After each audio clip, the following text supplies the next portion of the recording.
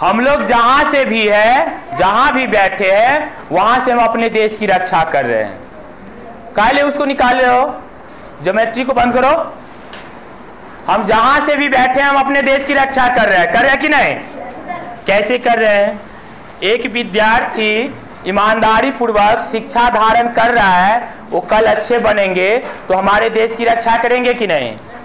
एक टीचर ईमानदारी से जो भी आता है वो पढ़ा रहे बच्चे को, अच्छे शिक्षा दे रहे हैं, नैतिक पूर्ण यानी ज्ञानवर्धक ज्ञान, उसे सही ज्ञान दे रहा है, राष्ट्रीय ज्ञान दे रहा है, तो देश की रक्षा कर रहा है कि नहीं?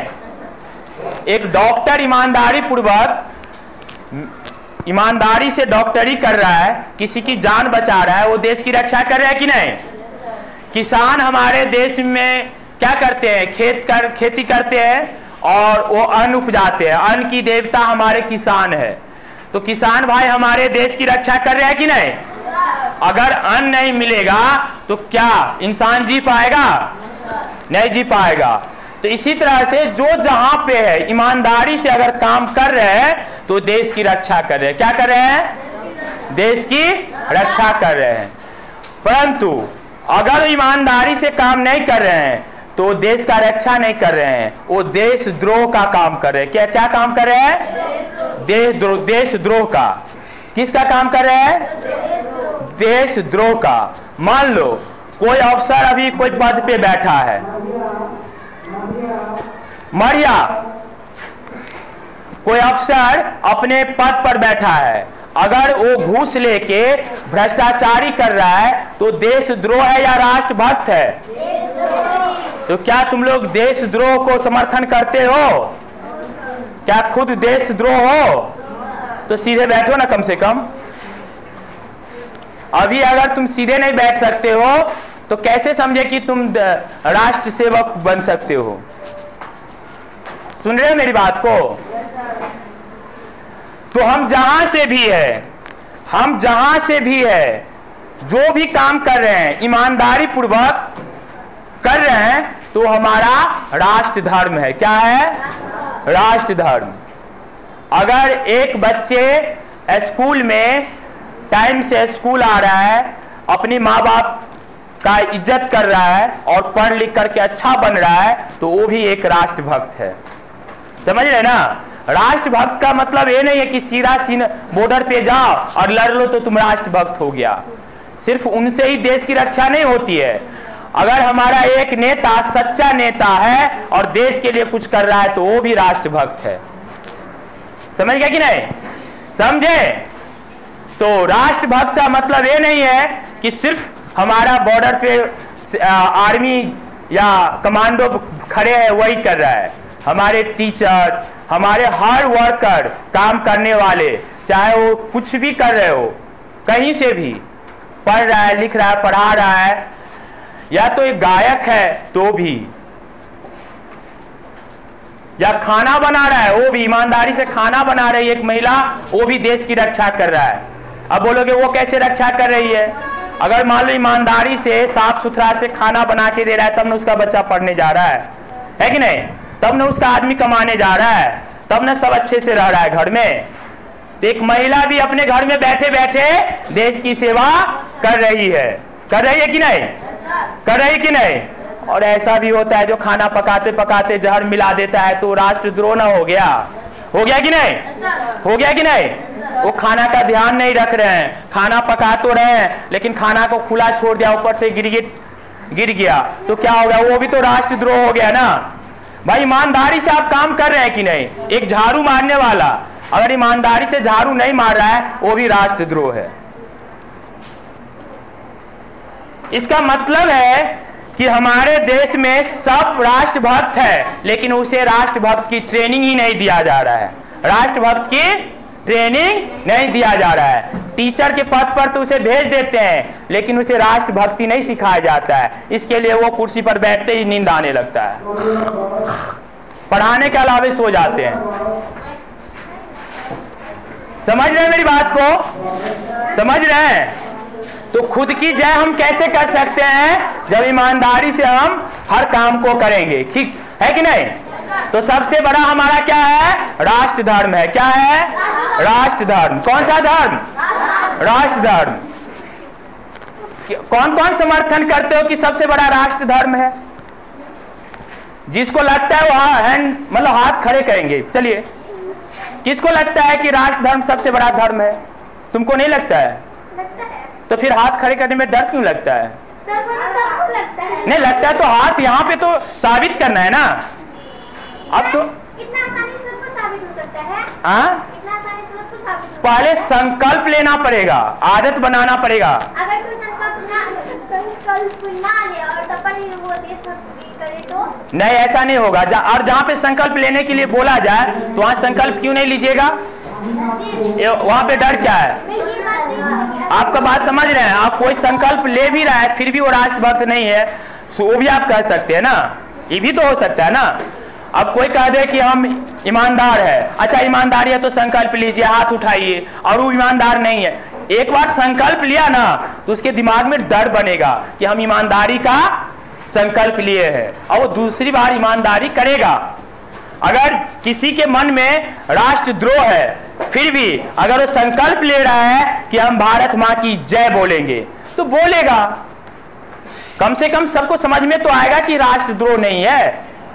हमारे भारत में रहकर अगर हम भारत का विरोधी है तो राष्ट्रद्रोह है, समझ गए कि नहीं? लेकिन अब हमारा जो सोच है, फॉर्मूला है, कहां से है? एकदम बिल्कुल जमीन से जुड़े हुए हैं। हम जहां हैं वहीं से हम अपनी देश की सेवा कर रहे हैं कि नहीं? जिसको जो पावर मिला है, जो पद मिला है, उसको सदुपयोग कर रहे हैं तो वो सही कर रहा है, समझ गए? तो कौन कौन समझ रहे हो कि हम लोग राष्ट्रभक्त है? किसको लगता है कि हम राष्ट्रभक्त है? अगर यहां से हम 10 बच्चे को हमको दिया गया पढ़ाने के लिए, 10 बच्चे को ईमानदारी से पढ़ा करके भेज रहे हैं तो राष्ट्र सेवा है कि नहीं? वो राष्ट्र सेवा है कि नहीं? राष्ट्र सेवा है कि नहीं? लेकिन अगर हम बच्चे को पढ़ा रहे हैं लेकिन बच्चे को ईमानदारी की पाठ नहीं पढ़ा रहे हैं, ईमानदारी से नहीं पढ़ा रहे हैं, तो क्या हो गया? यहीं से हमारा राष्ट्रद्रोह वाले काम शुरू हो गया। समझ गए? समझ गए? चलिए, तो आज से आप लोग क्या हो गए? राष्ट्रभक्त हो गए। क्या हो गए? राष्ट्रभक्त हो गए। सबसे पहले हमारा कौन सा धर्म है? राष्ट्र धर्म। सबसे पहले हमारा कौन सा धर्म है? राष्ट्र धर्म। बॉर्डर पे जो एक सेना होता है सबको त्याग के बॉर्डर पे जाता है कि नहीं? चलिए, उसके घर में उसके बच्चे होते हैं, पत्नी होती है, उसकी माँ होती है, उसके पिताजी होते हैं, फिर भी बॉर्डर पे जाते लड़ने के लिए नहीं जाते कि नहीं? और जरूरत पड़ने पर शहीद भी होते हैं, देश की रक्षा भी करते कि नहीं? बड़ी से बड़ी ठंडी में, बड़ी से बड़ी धूप में वहां खड़े होकर के देश की रक्षा करते हैं ना, तब ना हम लोग चैन से जीते हैं। अगर ऐसा वो नहीं करेंगे तो यहाँ पे क्या होगा? आतंकवाद आ जाएंगे, देश को तहस नहस कर देगा कि नहीं? तो हम सब क्या करते हैं? ईमानदारी पूर्वक काम करें। दूसरी बात, अगर हम यहाँ पर बैठे हैं, हमें कोई काम दिया गया है, ठीक है, मान लीजिए हम आधार कार्ड बनाने का हमको काम मिला गया है, ठीक है, अब हमने पैसे के लालच में आ करके किसी गलत आदमी को आधार कार्ड बना देंगे तो राष्ट्र भक्त है या राष्ट्रद्रोह है? वो राष्ट्रद्रोह। गलत आदमी में कोई भी हो सकता है ना। हम एक विदेशी आदमी को पनाह दे करके उसका हम यहाँ के राष्ट्रीयता बना देंगे और हमारे देश के साथ वो कोई खिलवाड़ कर देगा तो राष्ट्रद्रोह का काम हो गया ना। वो किसी का भी अभी आतंकवादी क्या किया है? वहीं के कुछ आदमी से मिल करके बहुत दिनों से रह करके और बहुत से आदमी को जान मार दिया कि नहीं? तो आतंकवादी तो उसका काम है, वो आतंकवाद का काम करेगा, लेकिन जो उसका साथ दे रहा है वो कौन है? वो तो आतंकवादी से भी बड़ा आतंकवादी है कि नहीं? है कि नहीं? आतंकवादी से भी बड़ा आतंकवादी है कि नहीं?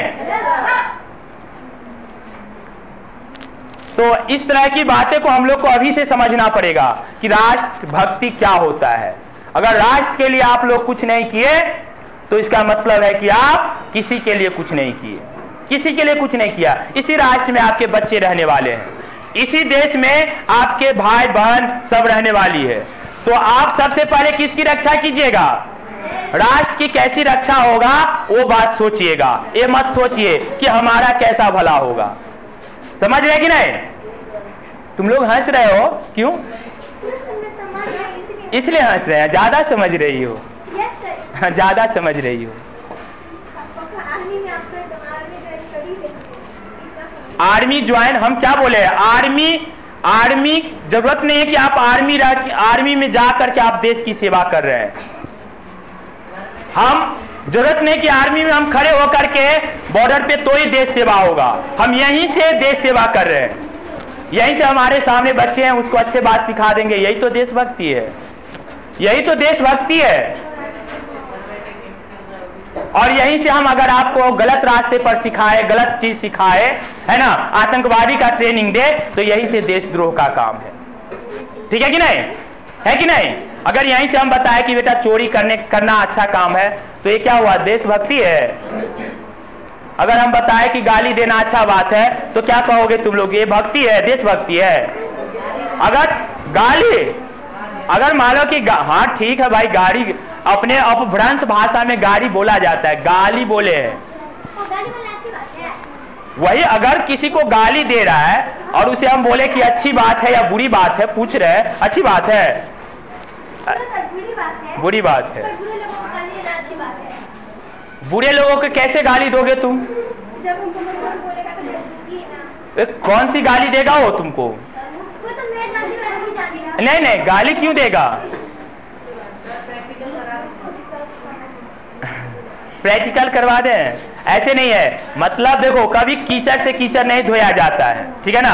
अगर वो गाली दे रहा है, अपने ही देश का है, अपने ही समाज का है, तो उसे समझाओ गाली देना अच्छा बात नहीं है, हम आपको गाली नहीं देते, आप हमें क्यों गाली? हाँ, आप उसको इतनी आसानी से जान लीजिएगा। मैं गाली दे दूंगी, तुम्हें उसका मुंह तोड़ दूंगी। आप कैसे बोल रहे? और बताओ,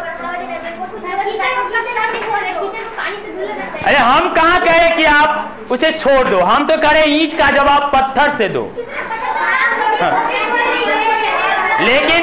लेकिन ऐसे नहीं। अरे उससे कुछ नहीं होगा। ईंट का जवाब पत्थर से मतलब ये होता है कि वो गाली दे रहा है, तो उसके आसपास ऐसे माहौल बनाइए कि सब गाली देने वाले कोई मिले ही ना, वो गाली भूल ही जाए। ये भी तो है ना, ये भी तो ईंट का जवाब पत्थर हो सकता है। ऐसा नहीं हो सकता है। चलो, देश की सेवा करने के लिए तुम लोग तैयार हो? वही तो बोल रहे हैं, पढ़ के, सीधे बैठ के। तो ये राइम्स याद हो गया सबको? कौन सी राइम्स? चलो, किस किस को गाने आ गया है?